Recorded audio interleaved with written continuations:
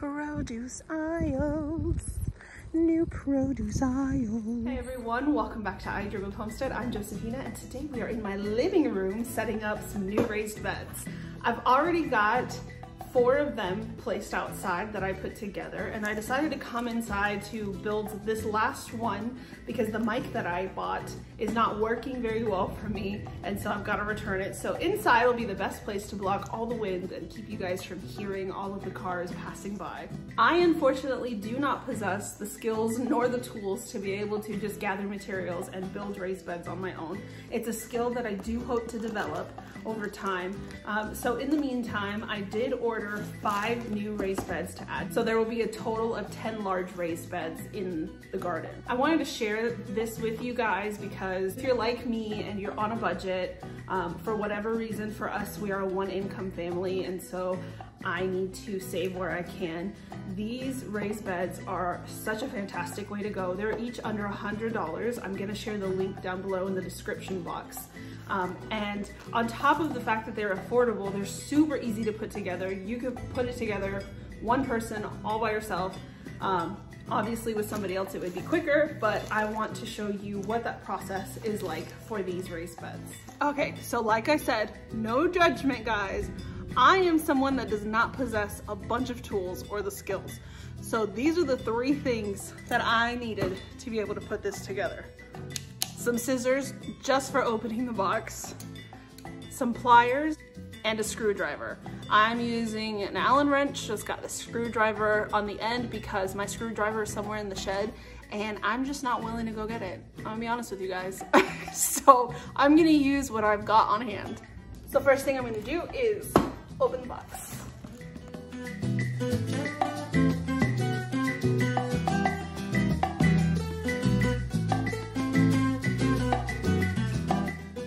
Real quick side note guys, don't throw your cardboard away.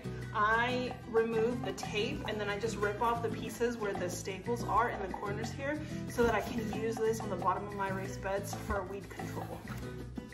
So inside of the box are 6 of the exact same size panels,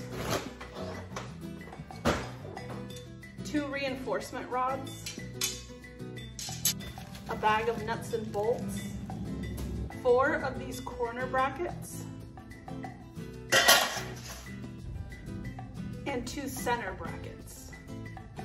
The raised beds that I originally bought last year, I got from Northern Tool. So the ones that I currently have in the Gardner Silver, and the ones that I was able to get on Amazon because they were available were these green ones. And I didn't want to wait because they did have a discount at the time when I bought them. This was back in December, so I'm not exactly sure what the price is right at this moment, but I will, like I said, link that in the description box. Because these are painted, they do come with this plastic film on it, and so I'm gonna remove all that right now before I get started.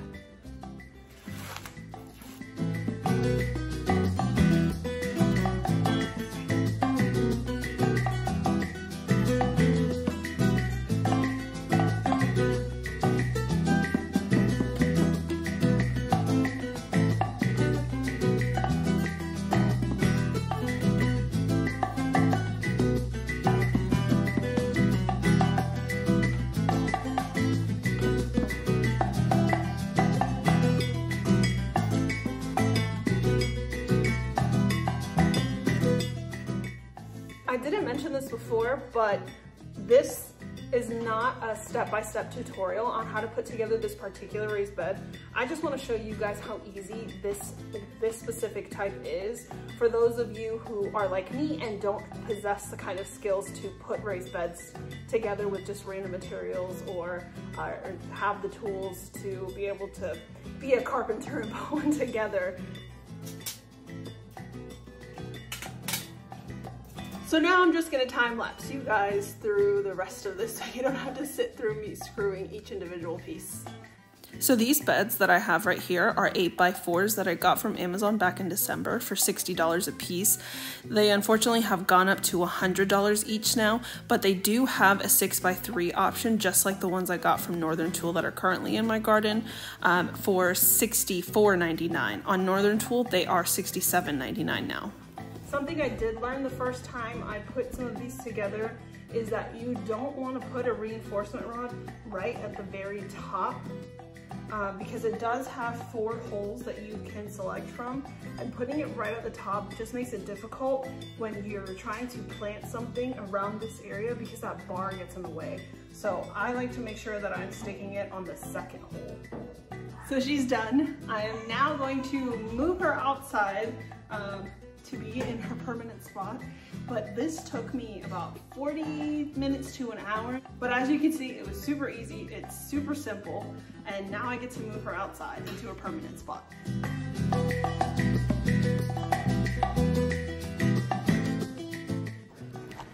So I just want to show you guys what the next steps are going to be for these raised beds, but I will be putting up a video for it. So these beds are going to get filled with 3 different things. First, I'm going to line the bottom of them with cardboard. I've been saving cardboard boxes. And so those are going to go in first to block out all of the grass. Then I'm going to do half wood chips and the rest soil. And this soil is from last year. And I made a big boo-boo as a first time and I did not cover it. So I am aware that I'm going to have to deal with some weeds. But I'm going to take out the few weeds that I do see growing here off to the sides. And then I'll put that in. And then I will amend that with some compost. The soil I got from a local place, and then the wood chips I got from Chip Drop, and I can put that link in the description box. They were free wood chips. They just came and dumped it all off. And it did take me about a month to get it. I've put in another request for more wood chips, so we'll see how long that takes. Hopefully not as long, but that's okay if it does take that long. And for the rest of it, I stuck it all around this whole garden area that I already have done. And so I have it completely up to this point. And I do know that I am gonna deal with grass in some spots like I've got right here. And that's because I didn't put any kind of like a weed or grass barrier before I put the wood chips, simply because I cannot afford to get that much material, and also it's just me working in this garden. Well guys, that's it for today's video. I hope that you are willing to stick around with me on this journey to becoming a homesteader and hit that subscribe button. I'll see you soon.